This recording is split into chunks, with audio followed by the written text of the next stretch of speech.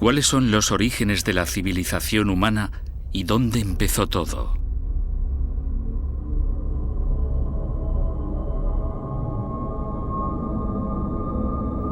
La Biblia cuenta que Dios creó al hombre a su imagen y semejanza a partir del polvo de la tierra. Habla de un fabuloso jardín en el que vivieron Adán y Eva y de su destierro del paraíso terrenal. Aquel destierro del Edén marcó el nacimiento de la civilización. La arqueología nos da otra versión de la creación en la que el ser humano es un producto de la evolución. La civilización nació en el Neolítico, cuando hombres y mujeres empezaron a controlar el entorno natural que los rodeaba. Con la llegada de la ciencia y de la lógica, muchos estudiosos han relegado la historia del jardín del Edén a la pura mitología. ¿Pero es mera ficción o hay algo más? Si se analiza el Génesis, hay indicios para pensar que el Edén existió físicamente en la tierra. Vamos a iniciar un viaje en busca del paraíso.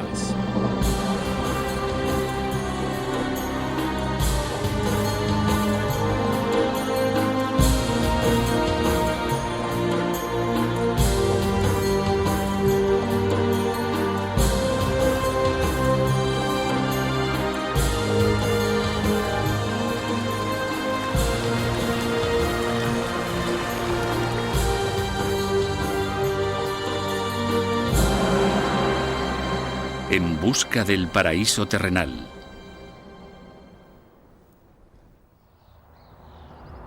Universidad de Oxford, Inglaterra.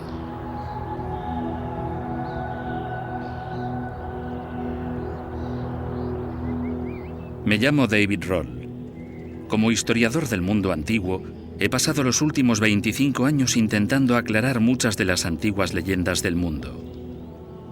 Ahora estoy aquí, en la Universidad de Oxford, investigando la que se cree que es la más antigua de las leyendas, el relato bíblico del Edén.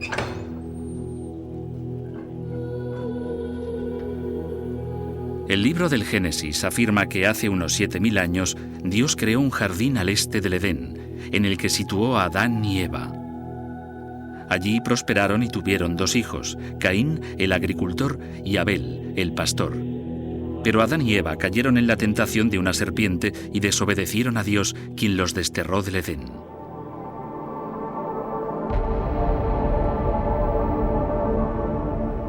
La versión moderna y secular de los principios del hombre habla de una época de gran creatividad en la historia, hace también 7000 años, cuando los humanos cazadores-recolectores de la Edad de Piedra dejaron de ser nómadas y se asentaron en comunidades agrícolas. Los antropólogos han llamado a este crucial momento la Revolución Neolítica. Con la Revolución Neolítica todo cambió drásticamente. Se empezaron a domesticar animales, a tenerlos en los campos cerca de las casas y a cultivar. Fue un gran adelanto. Básicamente, es la base sobre la que se construyeron las civilizaciones de la historia. Parece ser que la Biblia y la arqueología coinciden en afirmar que algo extraordinario pasó hace unos 7000 años. ¿Es entonces la historia de Adán y Eva y de Caín y Abel un simple mito, o podría ser la versión bíblica de esa revolución neolítica? En ese caso, ¿existió realmente el Edén? Una de las pruebas más importantes de que el Edén existió y de dónde pudo estar lleva ante nosotros mucho tiempo, pero simplemente no nos la hemos tomado en serio en los últimos años. El pasaje en el que se señala claramente la localización del Edén se encuentra en el capítulo 2 del Génesis, y es una descripción geográfica directa de hechos. Aquí no hay milagros. Dios plantó un jardín al este del Edén, y allí puso al hombre que había creado. De la tierra, Dios hizo crecer todo tipo de árboles, hermosos a la vista y buenos para comer. En medio del jardín plantó el árbol de la vida y el del conocimiento del bien y del mal. En el Edén nacía un río que regaba el jardín y que de allí se dividía en 4 brazos. El primero se llama Pishón, que rodea toda la región de Havila, donde hay oro. El oro de esa región es fino. También hay allí bedelio y ónice. El segundo río se llama Gihón, que rodea toda la región de Cush. El tercer río se llama Hiddekel, que es el que pasa al oriente de Asiria. El cuarto es el Peraz.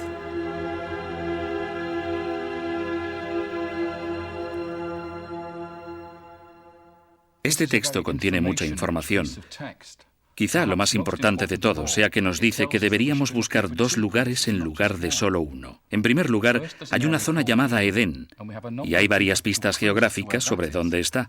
Y en segundo lugar, estamos buscando un jardín que se encuentra en la parte este del Edén.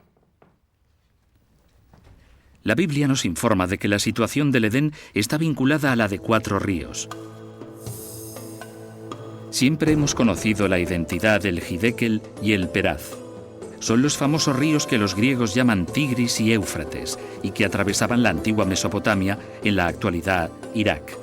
El problema siempre ha sido identificar los otros 2 ríos, el Gihón y el Pishón. Los primeros estudiosos de la Iglesia leyeron en el Génesis que el río Gihón atravesaba la tierra de Cush. Pero ¿dónde estaba Cush? El único Cush que conocían estaba en África, al sur de la tierra de los faraones, en lo que ahora es Sudán y Etiopía. Por tanto, dieron por sentado que el Gihón tenía que ser el Nilo. Por supuesto, si el Gihón estaba tan lejos del Tigris y del Éufrates como el Nilo, parecía lógico ir a buscar mucho más lejos el Pishón. Así que se decidieron entre los ríos Indus o Ganges en el subcontinente indio. Como resultado, los primeros estudiosos concluyeron que el Edén abarcaba todo el mundo antiguo y se extendía desde África hasta la India. Pero sin duda esto no es lo que nos dice el texto del Génesis. Leemos que el ser humano fue desterrado del Edén para ganarse una penosa existencia fuera de los límites del paraíso terrenal. Así que no es posible que los límites del Edén abarquen todo el mundo antiguo. Si queremos encontrar el Edén y su jardín de fábula, tenemos que pensar a una escala muy diferente, algo mucho más pequeño y más específico. Y esta es la visión moderna. Los estudiosos creen en la actualidad que el Edén estaba situado en la antigua unión del Tigris y el Éufrates con otros 2 ríos de la zona que desembocaban en el Golfo Pérsico y donde aparecen oportunamente las primeras señales de civilización humana de las que se tiene constancia arqueológica. Pero por muy oportuno que pueda ser esto, no estoy convencido de que sea correcto. Hay una pista crucial aquí en el texto original en hebreo del Génesis 2. En Edén nacía un río que regaba el jardín y que de allí se dividía en 4 brazos. La palabra hebrea para cabeza es Rosh, igual que en Rosh Hashanah, el año nuevo judío, que en realidad significa la cabeza del año. En otras palabras, el principio y no el final del año.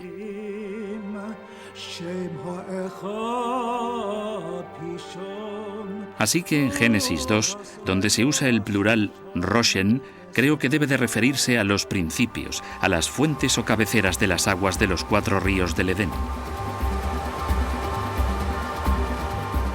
Deberíamos buscar el Edén en los nacimientos de los 4 ríos principales al separarse del torrente que baja de la montaña y no donde desembocan en el mar. Las fuentes del Tigris y el Éufrates están situadas en una región montañosa entre Turquía oriental e Irán occidental. Si no me equivoco, el Edén debe de estar en algún lugar de esta zona, así como también los nacimientos de los otros 2 ríos. De hecho, hay otros 2 ríos importantes en la región que discurren hacia el mar Caspio. ¿Podrían ser estos los ríos bíblicos Gihón y Pishón?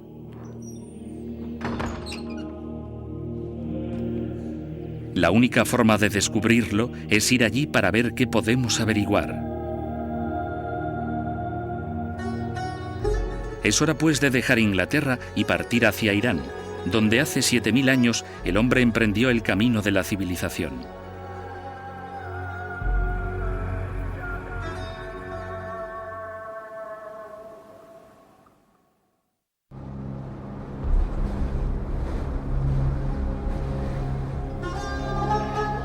Nuestra búsqueda del paraíso nos ha conducido a 4.800 kilómetros al este de las agujas de ensueño de Oxford, hasta uno de los países islámicos más poderosos del siglo XXI, Irán.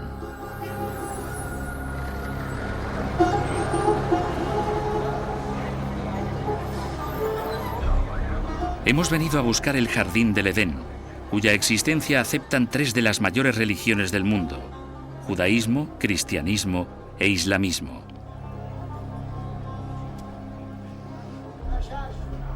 En la actualidad, la República de Irán es un Estado islámico, después de que el último monarca persa fuera derrocado en 1979. Pero esta parte del mundo posee una historia larga e ilustre. Oriente Próximo es una tierra de leyendas y las leyendas épicas, a diferencia de los mitos, estaban basadas en auténticos acontecimientos históricos. Los historiadores bíblicos creen que el Antiguo Testamento no se escribió antes de 1000 a.C., pero no obstante, los historiadores han identificado leyendas mucho más antiguas que muestran claros paralelismos con las historias del libro del Génesis. Las propias historias eran bien conocidas en el mundo antiguo, mucho antes de que las oyeran los israelitas.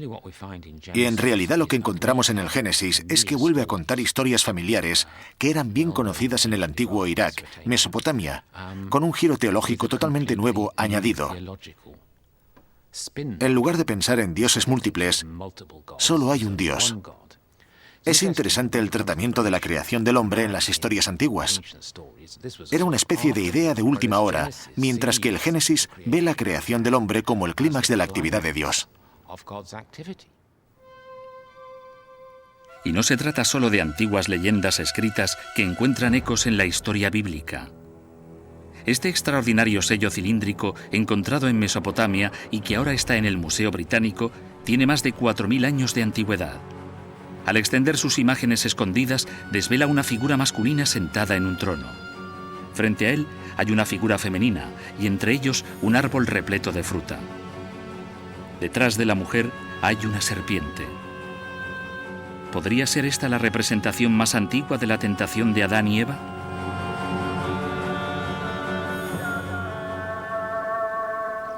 Es al estar en un sitio como este cuando de repente uno recuerda algo que naturalmente es muy evidente, pero suele ser fácil de olvidar. La Biblia no se escribió originalmente en nuestro idioma, y esas palabras a las que estamos tan acostumbrados, al analizarlas en su idioma original, pueden darnos a veces lecturas bastante diferentes del texto. Por ejemplo, en el original hebreo el jardín del Edén es Gan Eden. Y la palabra Gan es un tipo específico de jardín, un jardín tapiado o cerrado. Los persas tenían además una palabra para describir una zona verde cerrada o un jardín real. Lo llamaban Pairidesa, y de ahí viene nuestra palabra paraíso. El legado del jardín tapiado y los 4 ríos del paraíso están a nuestro alrededor. Estamos en el balcón del Palacio del Rey en la mágica Isfahán, y ahí abajo está el Jardín Real. Es exactamente de lo que hablábamos. Se puede ver el gran recinto de muros que rodea el jardín, así como una fuente y un estanque. Son como los manantiales del Jardín del Edén original, con los 4 canales que dividen el jardín en 4 cuartos. Lo llamamos jardín cuatripartito o jardín persa. Y es este estilo arquitectónico básico el que aparece reflejado en otro edificio muy especial, el Taj Mahal. Pero, ¿cómo acabó en la India el jardín persa del paraíso? En 1218 después de Cristo, el legendario emperador mongol Genghis Khan atravesó toda Persia saqueándola a su paso. Pero como suele suceder, el conquistador quedó seducido por las riquezas y cultura de los conquistados. Cuando los descendientes de Genghis Khan fueron a conocer al poderoso emperador mongol en la India, llevaron con ellos el concepto persa de paraíso. Este alcanzó su culmen en la celebrada obra maestra de la arquitectura mongola del Shah Jahan. En el arco de entrada al Taj Mahal estaban escritas las palabras «Estás entrando en el paraíso». El jardín del paraíso está dividido en 4 cuartos con el estanque en el centro, y los 4 canales representan los ríos del Edén que fluyen desde el centro. Después está la resplandeciente cúpula blanca del propio Taj, que representa el trono de gloria, la bíblica montaña divina coronada de nieve. La nueva creación magnífica del paraíso del Shah Jahan la construyó un arquitecto persa.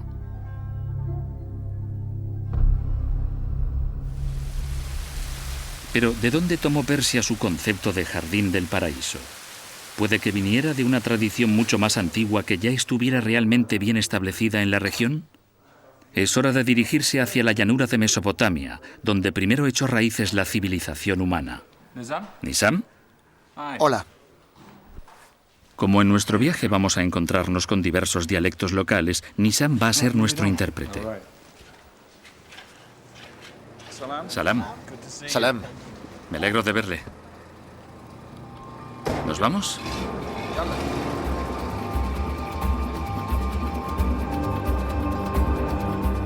Nos dirigimos hacia la antigua tierra de Suma. Los sumerios fueron la primera gran civilización del mundo, anteriores incluso a los faraones egipcios.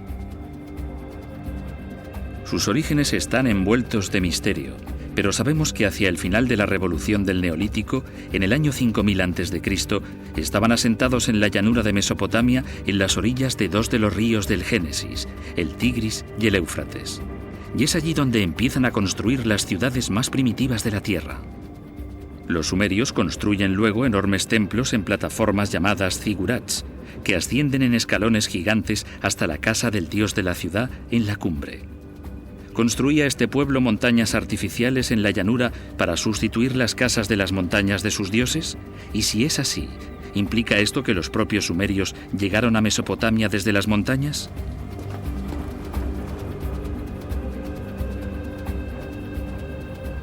Sin duda, estas personas parecían haber tenido una relación muy cercana con las tierras del norte, en lo alto de las montañas de Zagros, tan cercana que incluso nos han dejado una guía de 4000 años. En realidad, se trata de un antiguo poema épico sumerio titulado Enmerkar y el Señor de Arata. Habla del rey sumerio Enmerkar, que mandó a un enviado a entregar un mensaje al gobernador de una tierra misteriosa muy al norte. Su destino era el reino de Arata, que rebosaba oro y piedras preciosas, y por supuesto, el Génesis también describe que parte del Edén era rica en oro y piedras preciosas.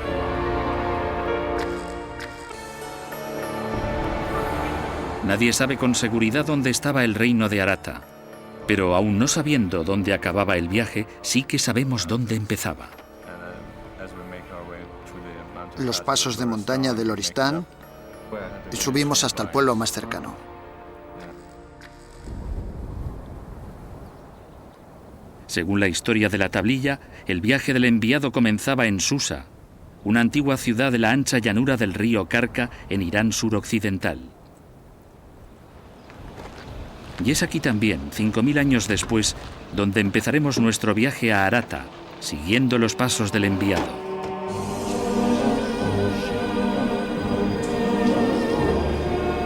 El emisario hizo caso de la palabra de su rey. Viajaba en la noche estrellada. De día, viajaba con el dios Sol, Utu del cielo.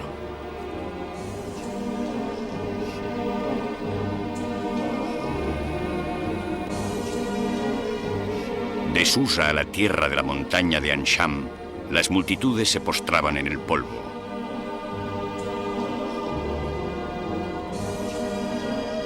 Cinco puertas, 6 puertas. 7 puertas atravesó. Levantó la vista al acercarse a Arata. El emisario que viajaba a Arata con los pies cubiertos por el polvo del camino y removiendo los guijarros de las montañas, al igual que una enorme serpiente que merodea en la llanura, no tenía oposición.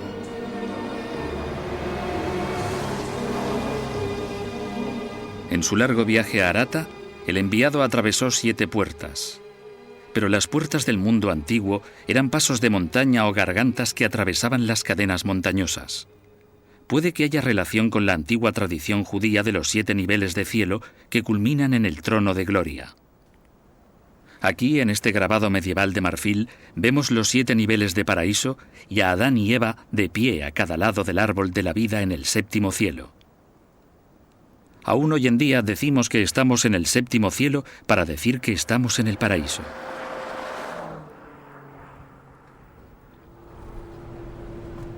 Puede parecer extraño utilizar un fragmento de literatura sumeria para situar el Edén bíblico, pero esto contiene una pista importante. Bastante avanzada la historia, encontramos al enviado acercándose a su destino final, el reino de Arata. Desciende de las montañas a una amplia llanura ondulada, la llanura de Arata. Lo interesante aquí es la palabra llanura.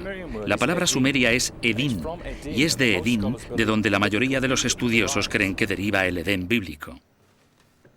El doctor Irving Finkel es el experto sumerio del Museo Británico. Parece bastante claro que la palabra hebrea Edín, de la que deriva evidentemente la palabra Edén, la palabra bíblica proviene de una palabra sumeria que se suele escribir o deletrear E-D-E-N-O-E-D-I-N, Edín, que era la palabra utilizada en las inscripciones sumerias cuneiformes para el altiplano al exterior de un asentamiento, de una ciudad, que queda por encima del límite de la zona cultivada. Eso es lo que ellos consideraban el Edín. Así que Edín significa sencillamente llanura o tierra sin cultivar. Ahora que hemos entrado en las montañas kurdas, encontramos una forma de vida que apenas ha cambiado en miles de años. Aquí se puede empezar a tener una sensación real de cómo era el mundo antiguo del Génesis.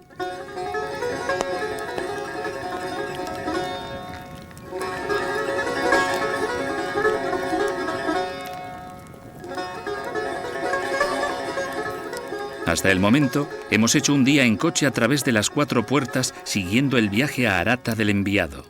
Probablemente le debió de llevar prácticamente un mes cubrir el mismo terreno a pie. El problema es que no sabemos con seguridad en qué dirección fue a continuación. A poca distancia de aquí hay un lugar extraordinario. Si no fuera por lo que ocurrió aquí hace algo menos de 200 años, no estaríamos haciendo este viaje.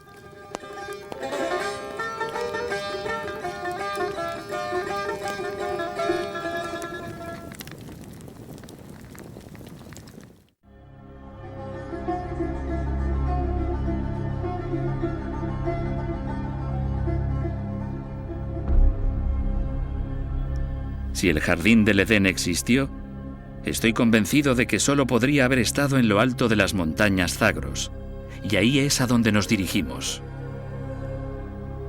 Vamos siguiendo los pasos de un enviado real que viajó hasta la montaña del reino de Arata. Tras haber atravesado 7 cadenas de montaña, llegó a un palacio llamado Edín, que según creo es una referencia sumeria al Edén bíblico.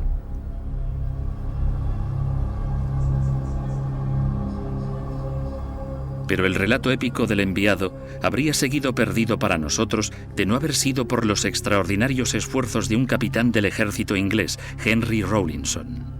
En 1844, Rawlinson se encontraba explorando los antiguos monumentos de Persia.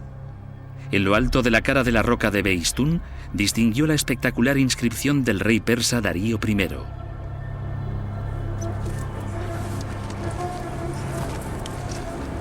La escena muestra a Darío derrotando a sus enemigos políticos y ocupando su legítimo lugar en el trono de Persia.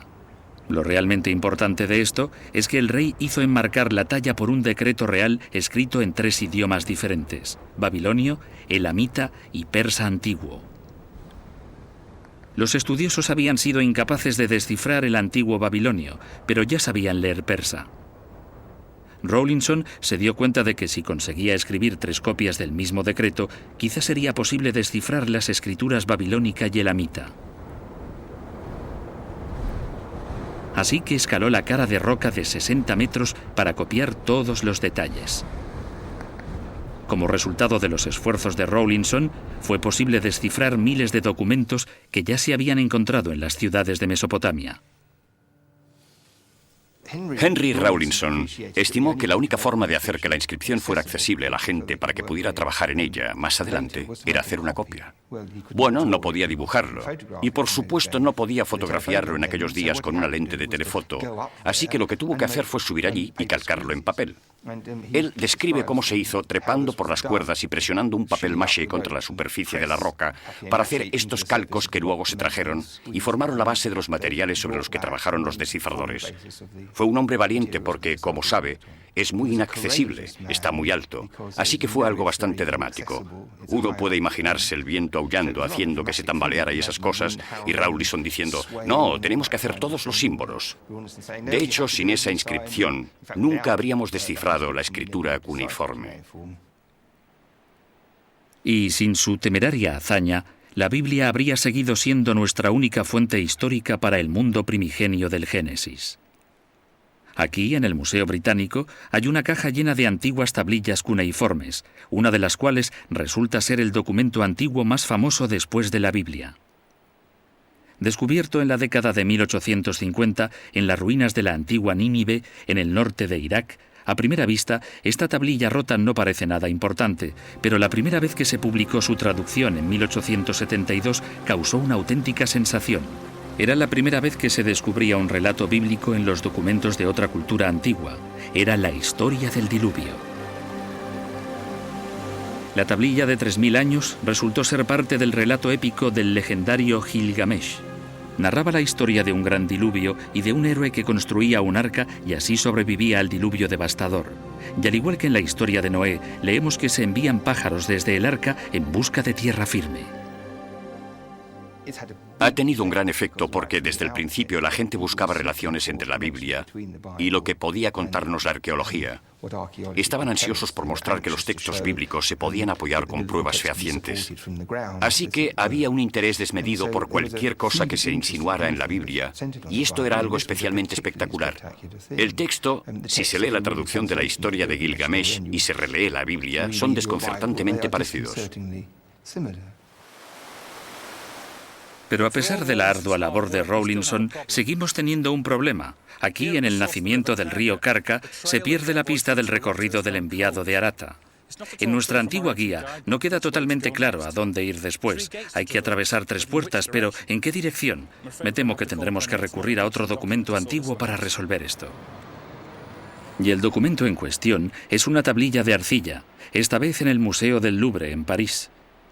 Describe una campaña militar contra el reino de Urartu por parte del poderoso rey asirio del siglo VIII a.C., Sargón II. Al igual que el enviado de Enmerkar, el ejército de Sargón también cruzó 7 cadenas montañosas, pero en este caso, a diferencia del enviado, sabemos exactamente dónde fue.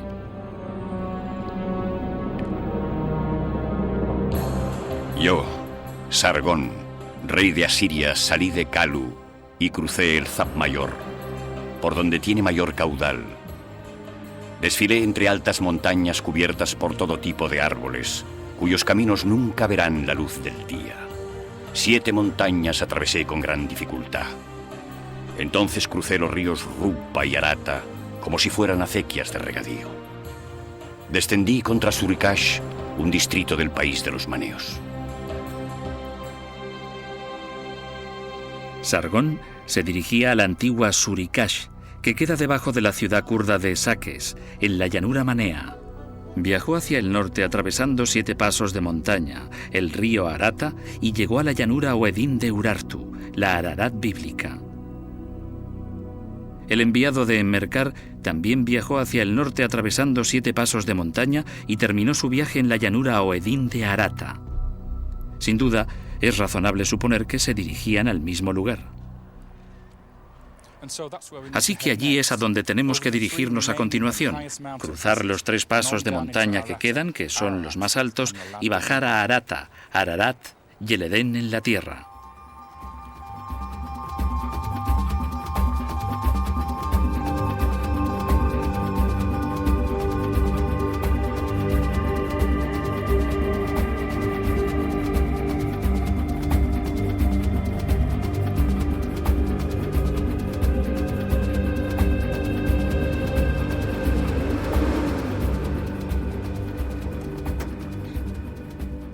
Con la ayuda de Sargón encontramos el emplazamiento de Arata y el destino final del mensajero de Enmerkar más allá del 7º paso de montaña.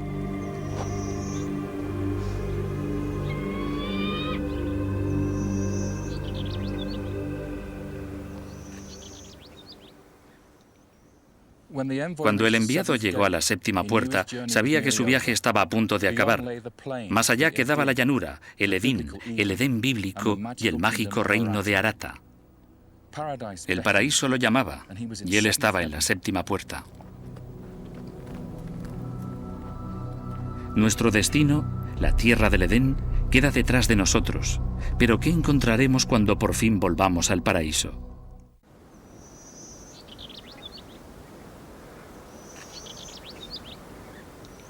Hemos seguido el recorrido de un antiguo enviado a través de las 7 puertas que llevan al séptimo cielo y al borde del paraíso.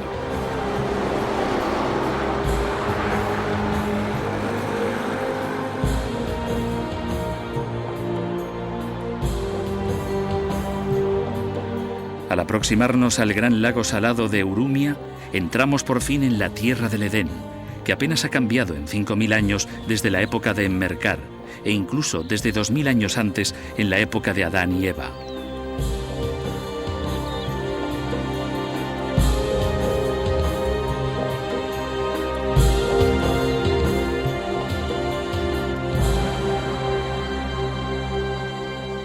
Más allá de esos picos, muy al este de aquí, debería estar el jardín del Edén. Pero antes de entrar en el paraíso, creo que deberíamos echar otro vistazo a esas pistas originales del libro del Génesis, solo para asegurarnos de que realmente estamos aquí.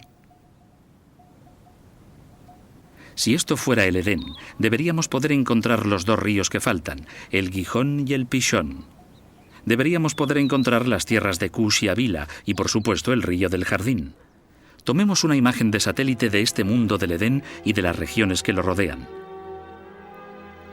Al este del gran lago conocido como Urumia, al este del Edén, tal y como dice la Biblia, hay un valle largo y fértil protegido por altas paredes montañosas en sus lados norte y sur, un jardín del paraíso con paredes a una escala enorme. El extremo occidental del jardín está bordeado por los pantanos del lago. En su extremo oriental, un paso o puerta este lleva al mundo exterior.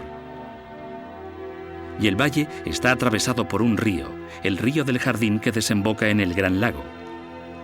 Al norte del jardín hay una fértil región atravesada por varios afluentes del río Aras. Pero este río tiene un nombre mucho más antiguo. En la época de la invasión islámica de Persia, en el siglo VII, los geógrafos árabes se refieren a él como el Gaihún. Si recuerdan, la Biblia nos dice que el Gihón atravesaba la tierra de Cush, y los primeros estudiosos cristianos concluyeron que esta era la tierra de Cush, en África. Pero por extraño que parezca, el antiguo nombre de la región a través de la que fluye el Gaihún también es Cush, y a esa montaña de ahí se la llama incluso aún en la actualidad Kushedak, la montaña de Cush. Hay pocas dudas sobre que el Gaihún y el bíblico Gihón sean uno y el mismo, y sobre que esta sea la verdadera Cush del Génesis. Así hemos identificado el tercero de los 4 ríos del Génesis que señalan el Edén. El emplazamiento del cuarto río también encaja justo donde se esperaría, en el cuarto sureste de nuestro mapa. Es el río Quetzal Huizón, al que, si estamos en lo cierto, el autor bíblico llamó Pishón, y que serpentea por toda la tierra de Havila, rica en oro. En la actualidad aún se encuentra oro en el Quetzal Huizón. De hecho, la palabra Quetzal significa dorado, el dorado Huizón. Pero, ¿cómo puede ser Huizón lo mismo que Pishón? La respuesta, como han sugerido los expertos lingüistas, se encuentra en la transcripción de un antiguo nombre iraní al hebreo bíblico que es una lengua semítica. Por ejemplo, la antigua ciudad manea de Uishteri se conoce en la actualidad por el nombre árabe de Pishdeli. La letra iraní U se ha convertido en la P semítica. De la misma forma, el antiguo río iraní llamado Huizón fue convertido en el semítico Pishón por el autor bíblico. Ahora la última pieza del rompecabezas geográfico. ¿Recuerdan el relato bíblico de los 2 hijos de Adán? Caín el granjero y Abel el pastor.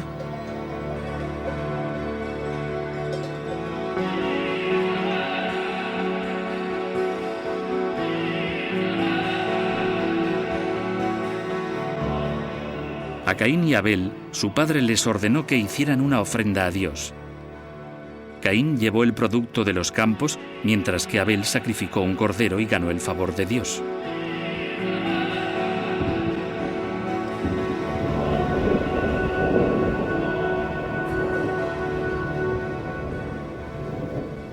La amargura y el resentimiento crecieron en el corazón de Caín, y en un ataque de celos cometió el pecado más grave de todos.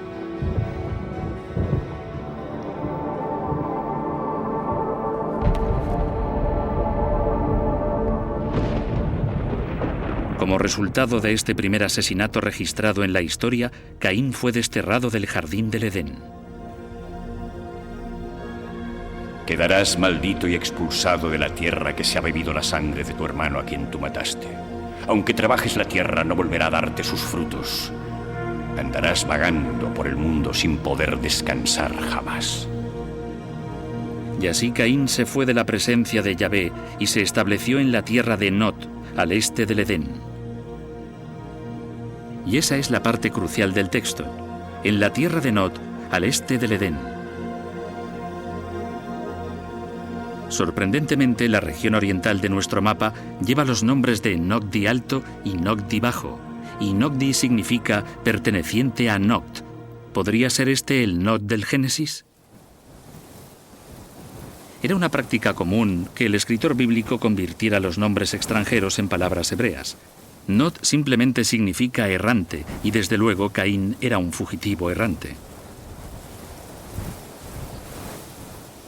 Hemos encontrado los ríos Gihón y Pishón, e incluso quizá la tierra de Nod. Ahora es el momento de dar el paso final hacia el paraíso, hacia el oeste, al jardín del Edén.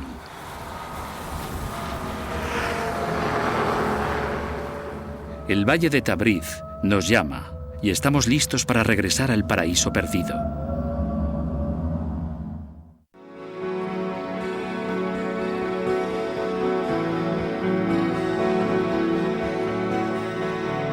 Y así Yahvé expulsó al hombre del jardín del Edén. Lo desterró.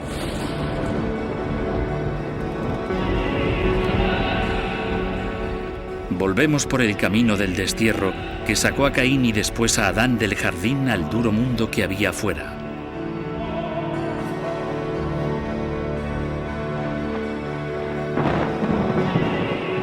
Puso al oriente del jardín unos querubines y una espada ardiente que se revolvía hacia todas partes para evitar que nadie llegara al árbol de la vida.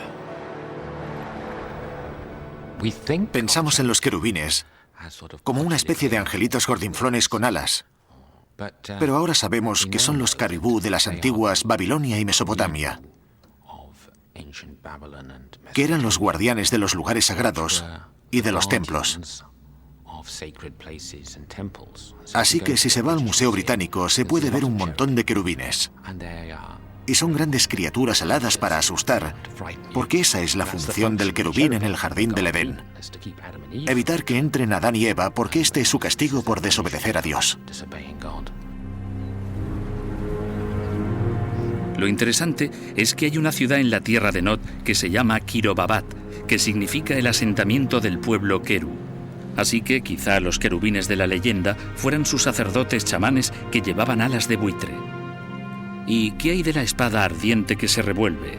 ¿Podría haber sido el trueno y el rayo por los que es famoso este paso a los pies del volcán Sabalán? Por fin entramos en el jardín del Edén, a través de la puerta este, el camino del destierro. La verdad es que es una sensación extraordinaria pensar que volvemos al lugar del que se fueron Adán y Eva hace 7000 años.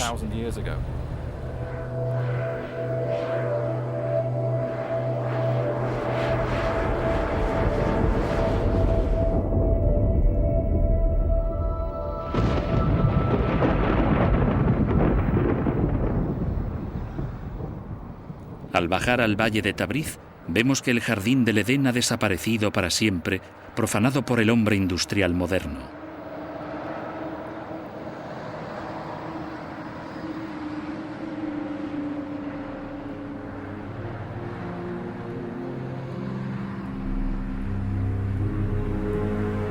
En cierto sentido, se ha cumplido la profecía bíblica de que el hombre nunca regresaría al paraíso.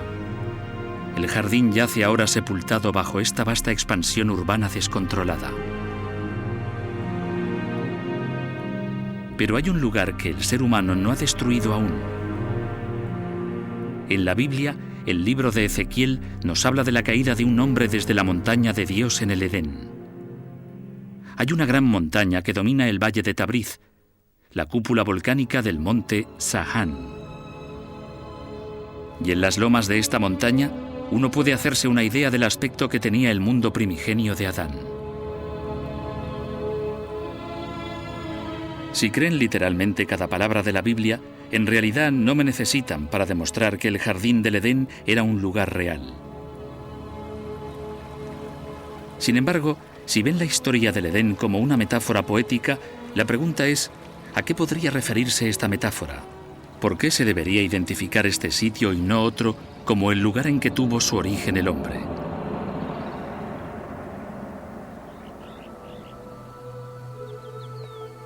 La Biblia sitúa a Adán en el Edén unos 1000 años antes de que se construyeran las primeras ciudades en la antigua Suma, hacia el final de la Edad de Piedra.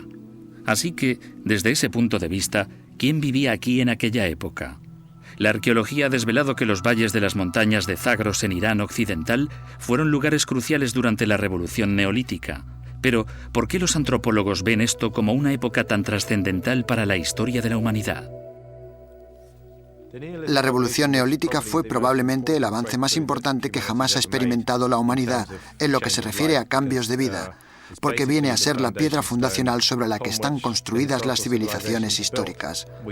Hablamos principalmente del principio de la ganadería, del principio de la domesticación de animales, del cultivo de campos que rodean el pueblo permanentemente. Pero no pasó mucho tiempo antes de que estos pueblos se convirtieran en ciudades y al final estas ciudades crecieran, porque sin agricultura y ganadería nunca habría habido una ciudad sobre la faz de la tierra. Somos los herederos de esa revolución neolítica, así que este es realmente nuestro punto de origen. No es extraño entonces que este sea el lugar elegido para la historia de la creación. Y aquí, cerca de la cima del monte Sahán, en el pueblo troglodita de Kandován, casi se puede tocar el mundo primitivo del Adán neolítico.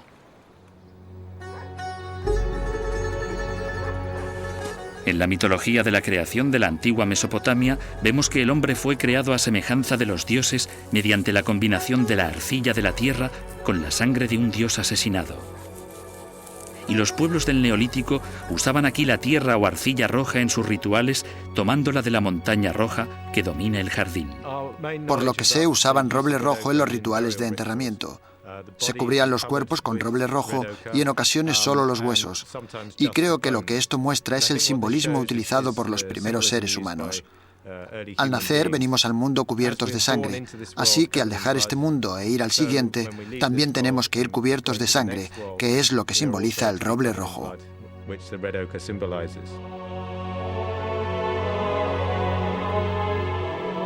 Según la Biblia, también Adán estaba hecho de arcilla.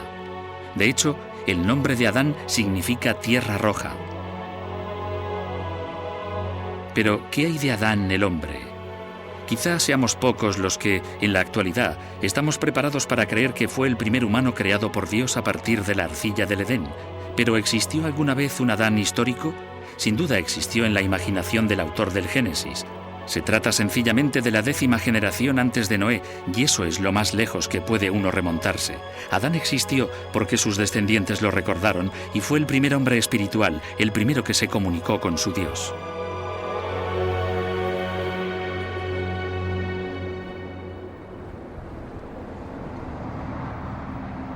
Quizá no podamos regresar realmente al paraíso terrenal, pero al menos, por medio de la magia de la televisión moderna, podemos devolver el Valle del Jardín a su belleza primigenia. Solo para echar un vistazo al aspecto que tenía el mundo de Adán.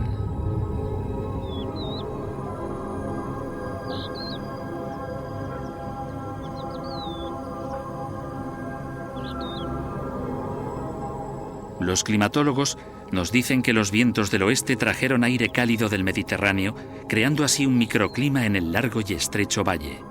La humedad adicional fomentó el crecimiento de una vegetación densa y de una increíble variedad de árboles cargados de fruta, tentadores a la vista y buenos para comer.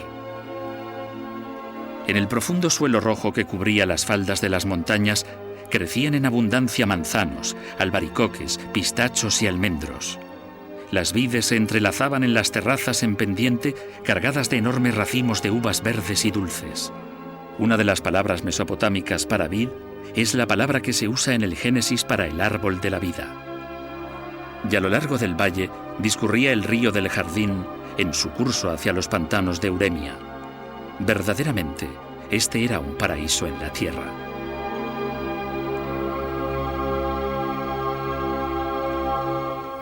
Mi viaje termina aquí, en la montaña de Dios, el lugar desde el que Adán, quienquiera que fuese, y el resto de su tribu, fueron desterrados del jardín del Edén para vagar por la tierra. Pero esto fue solo el principio.